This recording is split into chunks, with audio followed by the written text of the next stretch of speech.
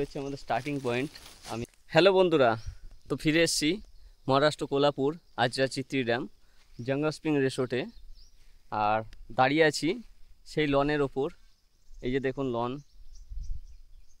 3টে স্টেপে লন লাগানো হয়েছিল, একদম সবুজে ভরে গেছে।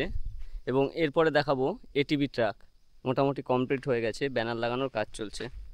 চলে এসেছি এটিভি ট্রাকের মধ্যে। এই যে দেখুন, এইখান থেকে এটিভি ঘুরে ওই হচ্ছে স্টার্টিং পয়েন্ট, স্টার্টিং পয়েন্টে যাবে। তো স্টার্টিং পয়েন্টে আমি যাব এবং দেখাবো। চলে এসেছি স্টার্টিং পয়েন্টে। এই যে তেজে আসার সংকেত, ব্যানারগুলো খুলছে একটু রোদ্দে শুকাবার জন্য।